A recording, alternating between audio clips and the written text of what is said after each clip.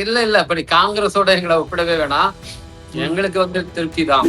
இப்போ ஷானவாஸ் அவர்களுக்கு இடம் கொடுக்காததும் பெரிய கான்ட்ரோவர்சியா இருக்கு. அவரு தொடர்ச்சியா விடுதலை சிறுத்தைகள் கொள்கையை பேசுறத விட திராவிட கொள்கை, திமுக கொள்கையை பேசுறாரு.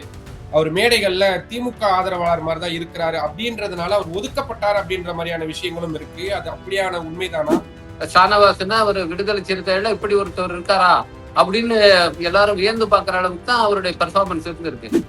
எங்களுக்கு கூட்டணி ஆட்சி அப்படிங்கிறது கொள்கை அடிப்படையில அதிகாரத்தில் பங்கு என்பது எங்களுக்கு கொள்கை அடிப்படையில் எங்களுடைய நிலைப்பாடா இருந்தாலும் திமுக வலுவாக தனி மெஜாரிட்டியோட ஆட்சி அமைக்கும். இந்த கூட்டணி 180 இருந்து 200 இடங்களை கைப்பற்றும். ஏங்க அண்ணாமலை நான் என்ன பண்றாரு, அவர் நான் அரசியல் இருந்து விலகுறாங்கிறாரு. இப்ப அது ஆதவத்தினா இருக்காருல்ல, அவர் ஒருத்தர் போது அந்த கட்சியோட பேரை காலி பண்றதுக்கு மிக மிக அரசியல் மயப்படுத்தப்பட்ட ஒரு சமூகம் இது. இவங்களை நடிகர்களுக்கு பின்னால ஓடுவான்னு சொல்றது அவங்களை கொச்சப்படுத்துறது. இது பின்னால ரொம்ப ஒரு காழ்ப்பு உணர்வு இருக்குது.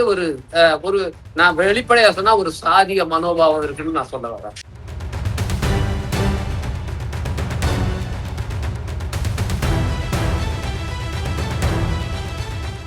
த கேபிட்டல் நண்பர்களுக்கு வணக்கம். இன்னைக்கு நம்மளோட சிறப்பு விருந்தினரா நாடாளுமன்ற உறுப்பினர் விடுதலை சிறுத்தைகள் கட்சியுடைய டாக்டர் ரவிக்குமார் அவர்கள் இணைஞ்சிருக்கிறாரு. சார் வணக்கம். இப்போ சினாரியாவும் மீண்டும் விடுதலை சிறுத்தைகள் பக்கம் திரும்பி இருக்கு அப்படின்னு தான் பார்க்க வேண்டியதா இருக்கு. குறிப்பா இந்த தொகுதிகள் பங்கீட்டுல விடுதலை சிறுத்தைகளுக்கு மகிழ்ச்சி இல்ல. நிறைய தொகுதிகள் கேட்டு பெறதுல பெரிய சுணக்கம் ஏற்பட்டிருக்கு. சொந்த கட்சிக்காரங்களுக்கே விடுதலை சிறுத்தைகள் கட்சி தலைவர் தொல் திருமாவளவன் அவர்களால இடங்களை ஒதுக்க முடியல அப்படின்ற மாதிரியான அதிருப்தி இருக்கிறத பார்க்க முடியுது. திருமா சார் அவர்களே பிரஸ் மீட்ல எல்லாம் பேசும்பொழுது அந்த அதிருப்தி அப்படின்றத வெளிப்படுத்துறாரு. என்ன நடக்குது, உங்களுக்கு ஹாப்பியா இல்லையா? நீங்க காங்கிரஸ் யூனிட்ல எப்படி பிரச்சனையோ அதே மாதிரியான பிரச்சனை தான் விடுதலை சிறுத்தைகளுக்கும் இருக்கா? இல்ல இப்படி காங்கிரஸோட எங்களை ஒப்பிடவே வேணாம். எங்களுக்கு திருப்தி தான். ஒரு கூட்டணியை தலைமையேற்று வழி நடத்துகிற ஒரு கட்சி, கூட்டணியில இருக்கிற கட்சிகளுடைய அனைத்து எதிர்பார்ப்புகளையும் திருப்திப்படுத்த முடியாது. அது வாய்ப்பே கிடையாது.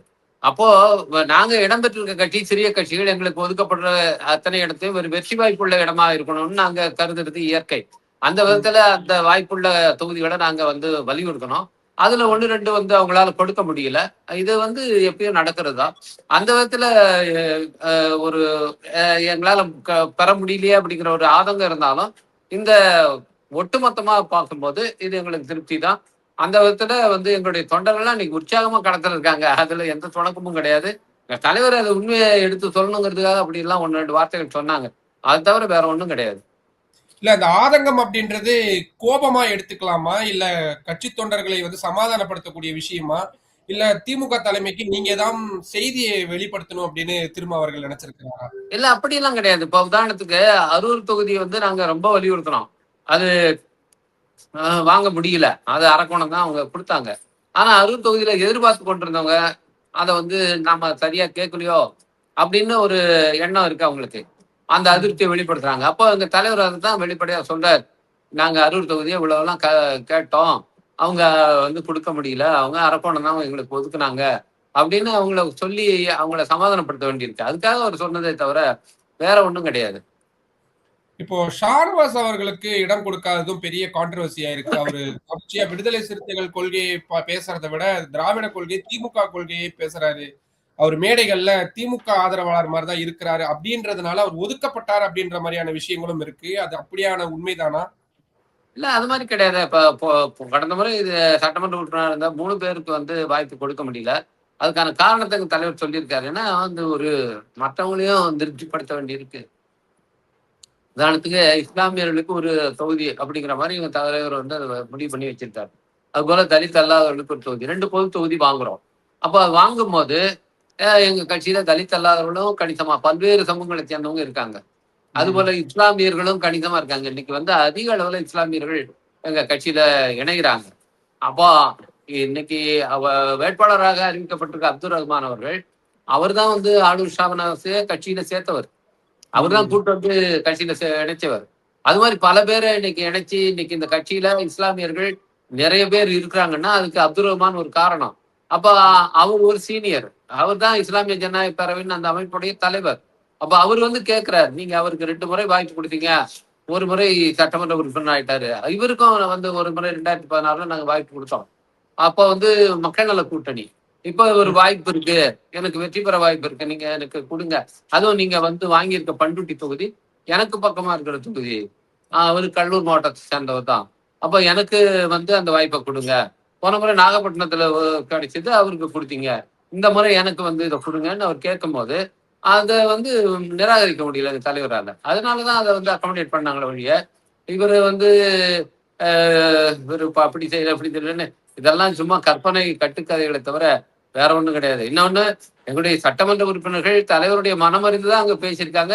இன்னும் ஒப்பீட்டளவுல பாத்தீங்கன்னா காங்கிரஸ், அதிமுக எந்த ஒரு கட்சியை சேர்ந்த சட்டமன்ற உறுப்பினரை விட எங்க சட்டமன்ற உறுப்பினர் 4 பேருமே நிறைவாக மிகச்சிறப்பாக அங்க பணியாற்றி இருக்காங்க.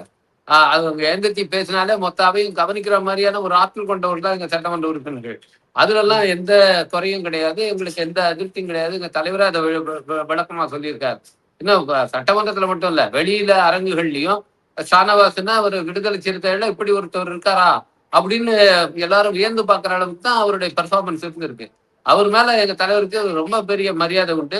அவருக்கு அன்பு உண்டு. அதெல்லாம் வந்து எந்த விதத்திலும் இது மாதிரியான காரணங்கள் கிடையாது. மற்றவங்களையும் நம்ம வந்து அக்கமடேட் பண்ண வேண்டிய ஒரு நிலை இருக்கு. ஒரு தலைவரா வந்து அவர் அதையும் கருத்துல எடுத்துக்க வேண்டியிருக்கு. அதனாலதான் அவர் அந்த முடிவை எடுத்திருக்கிறார். இப்போ ஒரு 10 வருடம் கழித்து மீண்டும் மாநில அரசியலுக்கு திரும்பி இருக்கிறாரு உங்க தலைவர் திருமாவர்கள். அவர் ஒரு நாடாளுமன்ற உறுப்பினரா இருந்தும் கூட சட்டமன்ற தேர்தல்ல போட்டியிடுறதுக்கான காரணம் என்ன இருக்கு? மிக முக்கியமா நீண்ட நாட்களாகவே ஆட்சி அதிகாரத்தில் பங்கு அப்படின்றதை வலியுறுத்தி வரக்கூடிய விடுதலை சிறுத்தைகள் ஒருவேளை தொங்கு சட்டப்பேரவை அப்படின்றது அமைந்தால் ஆட்சி அதிகாரத்துல பங்கெடுக்கிறதுக்கு ரொம்ப சுலபமா இருக்கும். தலைவர் அவர்களே ஒரு சட்டமன்ற உறுப்பினரா இருக்கும் பொழுது அதை கேட்டு பெறதுக்கான வாய்ப்பு இருக்கும் அப்படின்ற மாதிரியான உள் கணக்கீடுகள் இருக்கு அப்படின்னு. உண்மையிலுமே அந்த மாதிரியான உள்நோக்கம் எதுவும் இருக்கா? இல்ல என்னதான் எக்ஸாக்டான ரீசன்?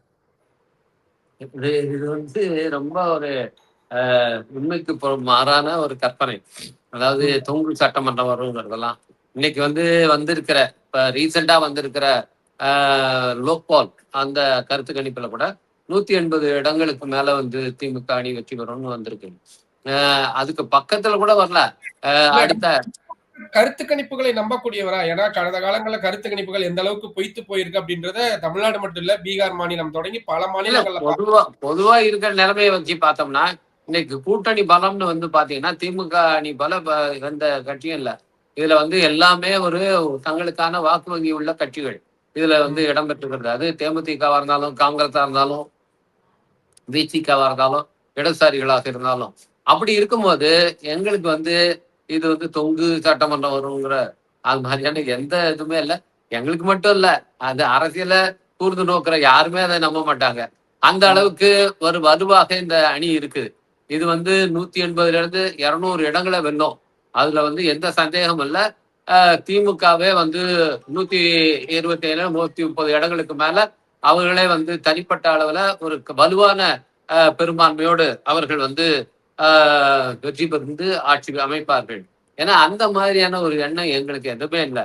இன்னொன்னு எங்க தலைவர் வந்து இது மாதிரி வந்து பதவிக்காக ஒரு இது மாதிரியான ஒரு முடிவுகளை எடுக்கக்கூடியவர் அல்ல.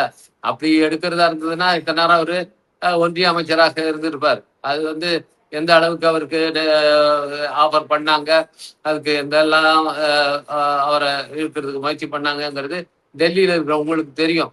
அப்படியான ஒரு பதவியை பற்றி அவர் எப்பயுமே கருதியவர் கிடையாது. இந்த தேர்தலை பொறுத்தவரை அதை வந்து தெளிவா அவர் ஏற்கனவே சொல்லிட்டார். வந்து எங்களுக்கு கூட்டணி ஆட்சி அப்படிங்கிறது கொள்கை அடிப்படையில அதிகாரத்தில் பங்கு என்பது எங்களுக்கு கொள்கை அடிப்படையில எங்களுடைய நிலைப்பாடா இருந்தாலும் இந்த தேர்தலுக்கான தேர்தல் கிடையாது. அதாவது அந்த கூட்டணிக்கு தலைமை தாங்கிற கட்சி பலவீனம் அடைந்தால் மட்டும்தான் அப்படி இருக்கும்.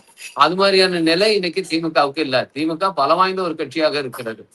தமிழ்நாட்டுல மட்டும் இல்ல, இந்திய அளவுல இருக்கிற எதிர்கட்சிகள்லயே பாஜகவை இவ்வளவு வலுவாக இருக்கிற ஒரு கட்சி என்று பார்த்தா திமுக தவிர வேற எதுவும் கிடையாது. அடுத்ததுதான் டிஎம்சியை நீங்க திரிணாமுல் காங்கிரஸ் வைக்க முடியும். அந்த அளவுக்கு இன்னைக்கு கொள்கை அளவுல இருக்கிற கட்சி. அப்படியான ஒரு கட்சி வந்து இன்னைக்கு வலுவாக இருக்கும்போது இந்த மாதிரியான கற்பனைக்கு இடமே இல்லை. எங்க தலைவர் வந்து மாநில தேர்தலுக்கு வருதுங்கிறது முழுக்க முழுக்க எதிர்காலத்துல எங்க கட்சியுடைய வளர்ச்சியை மனதில் கொண்டுதான். இன்னைக்கு வந்து ஒரு நல்ல ஒரு நிலைக்கு வந்து இந்த கட்சியை கொண்டு வந்திருக்காரு. மாநில கட்சி என்கிற தேர்தல் ஆணைய அங்கீகாரத்தை பெற்றிருக்கிறோம். அப்படியான நிலையில அடுத்த ஒரு பாய்ச்சலை நாங்க எடுத்துட்டு போக வேண்டியிருக்கு. அடுத்தது நிறைய ஃபேக்டர் வருது. இப்ப வந்து பாத்தீங்கன்னா டீலிமிட்டேஷன் தொகுதி மறுசீரமைப்பு வருது. வந்து மகளிர் இடஒதுக்கீடு வருது. அதெல்லாம் வரும்போது என்ன பண்ணுவாங்கன்னா, இந்த தொகுதி மறுசீரமைப்புலையும் போன எங்களுடைய அனுபவம் இருக்கு. அப்ப என்ன பண்ணுவாங்கன்னா, இந்த தனி தொகுதிகள்லாம் இருக்கு பாருங்க. ரிசர்வ் கான்ஸ்டியன்சிஸ் அதனுடைய அதை வந்து சிதைப்பாங்க. அதுல வந்து ஒரு தனித்துவம் வாய்ந்த கட்சி ஜெயிச்சிடாம அந்த தொகுதிகளை மாத்தி அமைச்சிருவாங்க. இப்ப உதாரணத்துக்கு சிதம்பரம் நாடாளுமன்ற தொகுதி அன்னைக்கு இதுக்கு முன்பு இருந்த 99ல இருந்தது இது வேற. அதுக்கப்புறம் என்ன பண்ணாங்க, திட்டக்குடி தொகுதி அதுல இருந்து எடுத்துட்டாங்க. எடுத்துட்டு இன்னைக்கு எங்கெங்கயோ பெரம்பலூர், அரியலூர் அப்படி எல்லாம் மாத்தி விட்டுட்டாங்க. அப்போ இந்த இதுல வந்து தலித் வாக்கு வங்கி இல்லாத மாதிரி பார்ப்பாங்க. அதே மாதிரி இப்ப மகளிர் இடஒதுக்கீடு வரும்போது நேரா வந்து கொண்டு வந்து ரிசர்வ் தொகுதிகளெல்லாம் மகளிருக்கு ஒதுக்க பார்ப்பாங்க. இதெல்லாம் வந்து நடக்கும். அப்படி வந்து இதெல்லாம் பாதுகாக்கணும்னு சொல்லி எங்க தொகுதி மறுசீரமைப்புலையோ அல்ல மகளிர் இடஒதுக்கீடுலையோ இன்னைக்கு எங்க கட்சி வந்து டார்கெட் பண்ணப்படாம பாதுகாக்கணும். ஏன்னா ஒன்றிய அரசு தான் இதை முடிவு பண்ண போகுது. அவங்க இதெல்லாம் செய்வாங்க. இதெல்லாம் பண்ணும்போது நாங்க மாநில அரசு இதுல வந்து அரசியல்ல எங்க தலைவர் இருந்தாதான் அது சரியா வரும். அதுக்கப்புறம் வந்து சாதிவாரி கணக்கெடுப்பு வருது. அது இன்னும் ஒரு முக்கியமான ஒரு டேர்னிங் பாயிண்ட் இந்திய அரசியல்ல. அதுவும் இங்க ஒரு பெரிய மாற்றங்களை ஏற்படுத்தும். அவர் சொன்னது ரீஅலைன்மெண்ட்ங்கிறது வந்து ஏதோ கூட்டணி மாற்றம் கிடையாது. அவர் இதைத்தான் சொன்னாரு. பல ரீஅலைன்மெண்ட்ஸ் வரப்போகுது அப்படின்னு சொன்னது இதைத்தான். ஆனா அவங்க கொச்சையா என்ன பண்ணிக்கிறாங்கன்னா, ஏதோ உடனே கூட்டணிகள்லாம் மாறப்போகுது, அதுல இவர் ஏதோ பண்ண போறாரு அப்படின்னு அதை எளிமைப்படுத்தி புரிஞ்சுக்கிறாங்க. அது கிடையாது. அதுக்கப்புறம் வந்து இன்னைக்கு புதிய பிளேயர்ஸ் வந்து பாஜகவாலேயே உருவாக்கப்படுறாங்க. அவங்க வந்து இந்த மாதிரியான வாக்கு வங்கி உள்ள விசிகாவை டார்கெட் பண்ணி அதை எப்படியாவது சிதைக்கணும்னு பாக்குறாங்க. இந்த மாதிரியான விஷயங்கள் இருக்கும்போது நாங்க வந்து எங்க தலைவர் கீழே இருந்தாதான் வந்து அது செய்ய முடியும். அதனாலதான் வந்து அவரு மாநில அரசியலுக்கு வரணும்னு நினைக்கிறாரே தவிர வேற இந்த மாதிரியான பதவிக்காக எல்லாம் அப்படி கிடையாது. திமுக வலுவாக வந்து தனி மெஜாரிட்டியோட ஆட்சி அமைக்கும். இந்த கூட்டணி 180 200 இடங்களை கைப்பற்றும். நிச்சயமா. ஆனா நீங்க சொல்லக்கூடிய இந்த கணக்கீடுகள் உங்க கூட்டணி வலுவா இருக்கு அப்படின்னாலும் கூட உங்க கூட்டணியுடைய வலுவை குறைக்கக்கூடிய வேலை அப்படின்றது காங்கிரஸ் கட்சி பண்றாங்களோ அப்படின்ற ஒரு இயல்பான ஒரு கேள்வி எழுது. ஏன்னா அவங்க இப்ப வரைக்கும் வேட்பாளர்கள் அனௌன்ஸ் பண்ணல. இன்னைக்கு காலையில கூட சிஎம் வந்து ஈரோட்ல பிரச்சாரம் பண்றாரு. வேட்பாளர் இல்லாம வெறும் கை சின்னத்துல மட்டும் கேட்கிறாரு. அவ்வளவு ஒரு கூட்டணி பிரச்சனை போயிட்டு இருக்கு. இன்னொரு பக்கம் டைரக்டா கூட்டணியை விமர்சிக்கக்கூடிய எம்பிக்கெல்லாம் உருவாயிட்டாங்க. காங்கிரஸ் கட்சியுடைய இந்த சுணக்கம் இல்லாட்டி இவங்களுடைய இந்த விஷயத்தை நீங்க பொறுப்பின்மைன்னு பாக்குறீங்களா? இல்ல அவங்க தெரிஞ்சேதான் பண்றாங்கன்னு நினைக்கிறீங்களா? இது ஒட்டுமொத்தமா தேர்தல் காலத்துல எந்த அளவுக்கு பாதிப்பு ஏற்படுத்தும் நினைக்கிறீங்க? இதே ஒரு காங்கிரஸ் வந்து ஒரு தேசிய கட்சிங்க. அவங்க வந்து மாநில அளவுல அவங்க முடிவெடுக்க முடியாது. தேசிய அளவுல போய் அங்க தேசிய தலைமை தான் முடிவெடுக்குங்கும் போது இப்படி வந்து சொன்னக்காலாம் இருக்கணும். புதுச்சேரியில கூட அப்படிதான் பிரச்சனை இருக்கு. நேற்றுதான் நாங்க தலையிட்டு அதுல வந்து அங்க இதுக்காக பார்வையாளரா முகுல் வாசனிக் அவர்கள் அனுப்பப்பட்டிருக்கா. அவரோட தலைவரை என்ன போய் பேச சொன்னாரு. நாங்க போய் பேசி இப்ப அதை ஒரு செட்டில் பண்ணியிருக்கிறோம். இதெல்லாம் இப்ப கடைசி சமயத்துல இப்பெல்லாம் பண்றோம். இப்ப எங்க வேட்பாளர்கள் போய் 2 தொகுதியில ஒரு வாரமா வாக்கு சேகரிச்சிட்டாங்க. கணிசமா அவங்களுக்கெல்லாம் வெற்றி பெறலாம்னு ஒரு நம்பிக்கை இருக்கு. அந்த அளவுக்கு நெட்டப்பாக்கத்திலையும் உசுடுலையும் எங்க வேட்பாளர்கள் வெற்றி பெறக்கூடிய அளவுக்கு அவங்களுக்கு நம்பிக்கை இருக்குது. ஏன்னா 4 முறை போட்டிங்கும் போது வாக்குகள் பிரியும் போது எங்க ஓட்டு வாங்கினாவே போதும். எங்களுடைய கோர் ஓட்டை வாங்கினாவே நாங்க வெற்றி பெற முடியுங்கிற நிலை இருக்கு. ஆனாலும் கூட என்ன பண்ணாரு எங்க தலைவர் என்ன சொல்றாருன்னா, இந்தியா கூட்டணியில நம்ம இருக்கிறோம். வெறும் புதுச்சேரியோ தமிழ்நாடு பத்தின முடிவு இல்லை. அது இந்திய அளவுல அது வந்து இது பண்ணோம். ராகுல் காந்தி அவர்கிட்ட எங்க தலைவரை பத்தி ஒரு நல்ல ஒரு எண்ணம் இருக்கு. 2 பேருக்கு இடத்துல ஒரு நல்ல அபிப்பிராயம் இருக்கு. அதெல்லாம் நம்ம வந்து இதுக்காக நம்ம போய் கெடுத்துக்க கூடாது அப்படின்னு ஒரு முடிவு எடுக்கிறாங்க. இது தேசிய கட்சிகளுக்கே இருக்கிற பிரச்சனை. பாஜகவும் இன்னும் முடிவு பண்ணீங்க. அவங்களும் தான் நீங்க காங்கிரஸ் பத்தி மட்டும் சொல்றீங்க. பாஜக வந்து என்ன வேட்பாளரை முடிச்சு ஒரு ட்விட் போடுறதாகட்டும், ஜோதிமணி அவர்கள் ஒரு விற்கப்படுது, சீட்டுகள்லாம் விற்கப்படுதுன்னு ஒரு ட்விட் போடுறதாகட்டும், இல்ல வெளியே வந்து ஒரு பேட்டி கொடுக்கறதெல்லாம் பாஜக அவங்க கொடுக்கலனாலும் இன்னும் வரலனாலும் கண்ணியத்தோட அதை மெயின்டைன் பண்றாங்க. ஆனா இவங்க வெளியே ஏங்க அண்ணாமலை வந்து நான் வந்து என்ன பண்றாரு, அவர் நான் அரசியல் இருந்து விலகுறாங்கிறாரு. இப்ப அதெல்லாம் அவங்களை டீஸ்டபிளைஸ் பண்ணாதா? நிச்சயமாக வந்து அதை டீஸ்டபிளைஸ் பண்ணுங்க. அதை வந்து கண்டிப்பாக வந்து அந்த கூட்டணியை தான் அது பாதிக்கும். இன்னும் சொல்ல போனா காங்கிரஸை விட பாஜகவுல தான் பெரிய பிரச்சனை இருக்குது. அது மாதிரி இருக்கிற நிலையில நீங்க வந்து பாஜகவை விட்டுட்டு காங்கிரஸ் மட்டும் சொல்லாதீங்க. தேசிய கட்சிகளுக்கே இந்த பிரச்சனை இருக்கும். இல்ல கம்யூனிஸ்ட் கட்சிகள் தேசிய கட்சினாலும் அவங்களுடைய வேட்பாளர் தேர்வுங்கிறத அவங்க வேற டெமோக்ராட்டிக்கா வச்சிருக்காங்க. எந்த தொகுதி தேர்ந்த அவங்களுக்கு ஒதுக்கப்படுதோ அந்த மாவட்டத்துல இருக்கிற கமிட்டி தான் வேட்பாளரை தேர்ந்தெடுக்கும். அவங்க தான் அந்த வேட்பாளருக்கான மொத்த தேர்தல் செலவுகளையும் அவங்களே பார்த்துக்குவாங்க. இப்படி வந்து அவங்க ஒரு செட்டப் வச்சிருக்காங்க. அதனால இந்த பிரச்சனையே வர்றதில்லை. அவங்க தேசிய தலைமைகிட்ட போய் அல்லது மாநில தலைமைகிட்ட போய் கேட்க வேண்டியதில்லை. மாவட்ட கமிட்டி முடிவு பண்ணும் கேண்டிடேட் யாருங்கிறத. அந்த மாதிரியான நிலைமை காங்கிரஸுக்கோ பிஜேபிக்கோ கிடையாது. எல்லாம் வந்து டெல்லியில தான் முடிவாகும். அந்த தொகுதி என்ன பேருன்னு கூட அவங்களால உச்சரிக்க முடியாது. ஆனா அவங்கதான் அந்த கேண்டிடேட்டை தீர்மானிப்பாங்க. அது மாதிரிதான் நிலைமை. போன தடவை நாடாளுமன்ற தேர்தலே அதுதான் பார்த்தோம். இப்ப மாநிலங்களவை தேர்தலே திடீர்னு ஒருத்தர் போட்டாங்க. அவர் யாருன்னு இங்க எல்லாருக்கும் குழப்பமா போச்சு. அதுக்கப்புறம் தான் அவரு திருச்சியை சேர்ந்தவர் அப்படி இப்படின்னு சொல்றாங்க. அவர் எங்கேயாவது ஒரு வடகிழக்கு மாநிலத்துக்கு பொறுப்பாளராக போட்டு வச்சிருந்திருப்பாங்க. அவரை கொண்டாந்து இங்க திடீர்னு போடுவாங்க. சோ இதெல்லாம் ஒரு தேசிய கட்சிகளுக்கு வந்து இயல்பா இருக்கக்கூடிய ஒரு பிரச்சனைகள் தான். அதெல்லாம் சார்ட் அவுட் ஆகிடும். நிச்சயமாக இந்த கூட்டணியுடைய வெற்றிக்கு அதெல்லாம் ஒரு பாதிப்பாக தடையாக இருக்காது. இல்ல நீங்க டாக்டர் ரவிக்குமார் இவ்வளவு கான்பிடென்டா பேசுறீங்க. ஆனா தாவேக்கா பிரச்சாரம் பண்றதுக்கு உங்க கூட்டணியை சேர்ந்தவங்க எல்லாம் இப்படி முட்டுக்கட்டை போடுறீங்க, பாட்டில விட்டு எறியறீங்க அப்படின்ற மாதிரியான குற்றச்சாட்டுகளை வெளிப்படையா சொல்றாங்க. அதுவும் உங்க கூடவே பல வருஷம் பயணம் பண்ண ஆதவ அர்ஜுனா அப்படியான ஒரு குற்றச்சாட்டை முன் வச்சிருக்கிறாரு. எதுக்காக புதுசா வந்த ஒரு கட்சியை வந்து ஏன் இப்படி அமுக்கணும்னு நினைக்கிறீங்க அப்படின்றது அவங்க கேட்கக்கூடிய கேள்வியா இருக்கு. ஆதவ அர்ஜுனா இருக்காருங்களா, அவர் ஒருத்தர் போது அந்த கட்சியுடைய பேரை வந்து காலி பண்றதுக்கு. அதாவது உங்களுக்கு நீங்க பாத்துக்கிட்டே இருக்கிறீங்க. ஒரு ஊடகவியலாளரா வந்து அவர் என்னென்னலாம் வந்து அந்த கட்சிக்கு பிரச்சனையா ஆக்குறாரு. எப்படி அதிமுகவுக்கு சி.வி. சண்முகமோ அது போல வந்து தாவேகாவுக்கு ஆதவ அர்ஜுனா. அதை பத்தி நாங்க அதுக்கு அதிகமா நான் சொல்ல விரும்பல. ஆனா இதுல போய் மற்றவங்க தடை போட வேண்டிய அவசியமே இல்லைங்க. அவங்களே அவங்களுடைய அவங்க அணுகுமுறை, அவங்க வந்து அதை கையாளுறதோ அவங்கதான் அதுக்கு தடை. நீங்க வந்து உதாரணத்துக்கு டிஜிபி ஆபீஸுக்கு திரு விஜய் அவர்கள் போனார். ஏதாவது பெரிய தள்ளுமுள்ளு ஏற்பட்டதா, பெரிய அங்க லட்சக்கணக்கான மக்கள் அப்படியே வெளியில கூடிட்டாங்களா? சும்மா போயிட்டு அவர் மனு கொடுத்துட்டு வந்துட்டாரு. ஏதாவது ஒரு சின்ன இதுவா நடந்ததா? அதுக்கப்புறம் அவர் போய் வந்தாருன்னு அதுக்கப்புறம் தான் தெரிஞ்சு. அப்போ இந்த கிரௌடை எப்படி யார் கூட்டுறா? அவங்களேதான் இந்த மாதிரியான ஒரு ஆர்டிபிஷியலா அந்த கிரௌட கூட்டுறாங்க, மொபிலைஸ் பண்றாங்க. மற்ற கட்சிகள் கூட்டுற விதம்ங்கிறது வேற, இவங்க கூட்டுற விதம்ங்கிறது வேற. மற்ற கட்சிகள் வந்து ஆட்டா விட்டு வராங்க, இங்க எங்களுக்கு வந்து தானே வருது அப்படி எல்லாரையும் சொல்ல முடியாதுங்க. இப்ப எங்க தலைவர் வந்தா நீங்க பாக்குறீங்க, ராத்திரி 2 மணி வரைக்கும் அவர் வந்து அவரை சூழ்ந்துட்டு எவ்வளவு கூட்டம் இருக்குங்கிறத பாக்குறோம். எல்லாம் எல்லாம் நாங்க என்ன பணம் கொடுக்க அந்த மாதிரியா கூட்டுறாங்க? அப்படி இல்ல எல்லாரையும் இல்ல அதுதான் சொல்றேன். அதாவது ஒரு கரிஸ்மாட்டிக் லீடர்னு சொன்னா அது வந்து போற இடத்துல இப்படி திரளும் தான் அது. ஆனா இவங்க என்ன பண்றாங்கன்னா சோசியல் மீடியா பயன்படுத்திதான் அதை கூட்டுறாங்க. அதை வச்சுதான் அவங்க வந்து பண்றாங்க. அதை என்ன கரூர்லயும் தான் நடக்குது.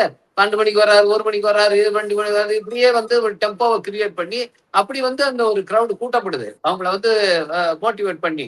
சோ பல உத்திகளை வந்து பயன்படுத்துறாங்க. அதை வந்து நாங்க குறை சொல்ல விரும்பல. ஆனா அது வந்து ஸ்பான்டேனியஸா கூடுது, அப்படி ஏதோ எங்க போனாலும் அப்படி கூடிரும் அப்படின்னு இவங்க இதெல்லாம் வந்து கட்டுக்கதை. இதெல்லாம் இவரை விட பெரிய லீடர்ஸை நம்ம டால் லீடர்ஸை தமிழ்நாட்டுல பார்த்துருக்கோம்.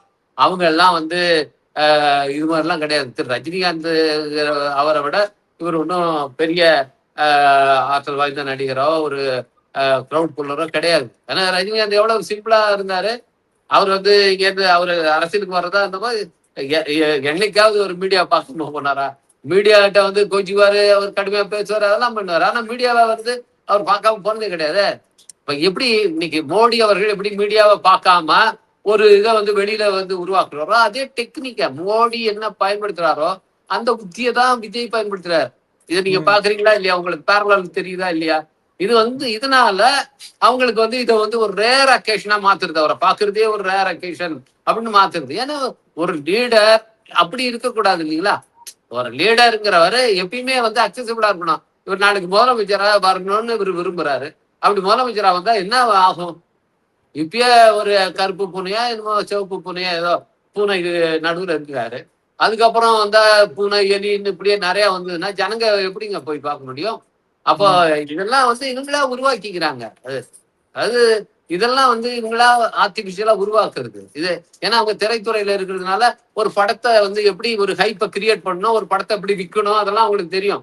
ஒரு படத்தை விளம்பரப்படுத்துறது, அதுக்கு வந்து கிரௌடை எப்படி உருவாக்குறதுங்கிறது அவங்களுக்கு அந்த டெக்னிக் தெரியும் திரைத்துறையில. அதுதான் அவங்களுக்கு ஒரே வேலை. அதே வேலையை இங்க பயன்படுத்துறாங்க. இது ரொம்ப நாள்லாம் நிக்காதுங்க. ஒரு 4 தடவை அவர் போய் வந்தாருன்னா அப்புறம் அந்த ஜனங்களுக்கு அது எல்லாம் ரைட்டு பார்த்தாச்சு அவ்வளவுதான் அப்படின்ட்டு போறாங்க. அதுதான் படத்தை ஓகே. போய் பார்த்துட்டா என்ன இது ஆகும்?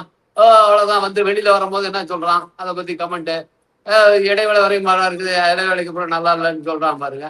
அது மாதிரிதான் இது வந்து ஆரம்பம் வரைக்கும் நல்லா இருந்துங்க இந்த படம், அதுக்கப்புறம் ஒண்ணும் சரியா இல்லை அப்படின்னு சொல்ல போறாங்க. இது ஒரு திரைப்படம் தான். 10 மணிக்கு விஜய் நடிச்ச படம் சக்சஸா இல்ல ஃபெயிலியரான்றது தெரிஞ்சிருன்றீங்க. இதை ஒட்டி இன்னொரு கேள்வி. நீங்க இப்போ அதிமுக பாத்தீங்கன்னா விஜய் அவர்களுடைய ஓட்டுகளை அல்லது விஜய் எதிர்ப்பு ஓட்டுகளை கவர்றதுக்காக அஜித் அவர்களுடைய புகைப்படங்கள் எல்லாம் நிறைய பயன்படுத்துறாங்க. அப்கோர்ஸ் நீங்க பார்த்திருப்பீங்க. இப்ப அவங்க ஒரு டெக்னிக் யூஸ் பண்ணிட்டு இருக்காங்க. உங்க உங்க கட்சியில என்ன, உங்க கூட்டணியில அந்த மாதிரி என்ன டெக்னிக் இருக்கு? விஜயகாந்த் அவர்களுடைய அந்த கரிஸ்மாட்டிக், நான் சொல்றது சினிமா துறையை சார்ந்து சொல்றேன். நான் அப்கோர்ஸ் அது ரொம்ப முக்கியம். உதயநிதி ஸ்டாலின் அப்படின்ற அந்த நடிகர் முகம் வச்சு பயன்படுத்த போறீங்களா, இல்ல விஜயகாந்த் அவர்களுடைய முகமா? இல்ல உங்க தரப்புலயும் நிறைய நடிகர்கள் இருக்காங்க. சோ இந்த நடிகர்களை வைத்து அந்த ஓட்டை வந்து ஈர்க்கக்கூடிய அந்த யுக்தி எப்படி பாக்குறீங்க? அதுல நீ உங்க கூட்டணியில எப்படி இருக்கு? இந்த கேள்வி நீங்க சர்க்காசிமா கூட நீங்க எடுத்துக்கலாம்.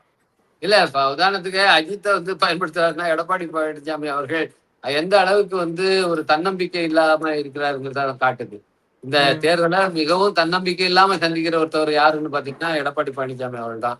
அவரு நீங்க வந்து இது இல்ல, திரு கவுண்டமணி அவர்களுடைய படத்தை காட்டினா ஒரு 100 ஓட்டு வரும்னு சொன்னா மேற்கு மாவட்டத்துல அதை கவுண்டமணி அவர்கள் படத்தை கூட பயன்படுத்துவாரு. அந்த நிலைமைக்கு அவர் போயிட்டார். அவர் வந்து இன்னைக்கு ரொம்ப பரிதாபமான நிலைக்கு அந்த கட்சியும் கொண்டு போயிட்டாரு. அவரும் அந்த நிலைமைக்கு ஆளாயிட்டார். அதை பத்தி நாங்க அதிகமா சொல்ல விரும்பல. இன்னும் எங்க கூட்டணிக்கு அது மாதிரியான எதுவுமே இல்லை. ஏன்னா இது கொள்கையை முன்வைத்து வைத்திருக்க கூட்டணி. இதுல வந்து இன்னைக்கு இந்த கூட்டணிய தலைவராக இருக்கிற மாண்பு முதலமைச்சர், திராவிட முன்னேற்ற கழக தலைவர் தளபதி ஸ்டாலின் அவர்கள், அவரே வந்து இன்னைக்கு மக்கள் மத்தியில ஒரு நல்லெண்ணம் பெற்ற ஒரு தலைவரா இருக்கார். அதுவும் குறித்தா பெண்கள் மத்தியில. ஏன்னா அவருடைய திட்டங்கள் மூலமாக அந்த நல்லெண்ணத்தை அவர் சம்பாதிச்சிருக்காரு.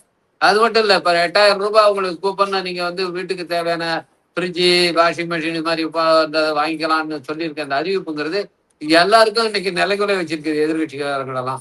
ஏன்னா ஏற்கனவே மகளிர் உரிமை தொகை திட்டத்தை அறிவிச்சு அந்த வாக்குறுதியா கொடுத்து அதை இன்னைக்கு நிறைவேற்றி இருக்கிற காரணத்தினால அது இன்னைக்கு பல மாநிலங்கள்ல அதை பின்பற்றுறாங்க. இதை நீங்க பார்த்திருப்பீங்க. பீகாரோ மகாராஷ்டிராவோ எல்லா மாநிலத்திலையும் இந்த திட்டம் வந்து இன்னைக்கு பின்பற்றப்படுது, காப்பி அடிக்கப்பட்டது.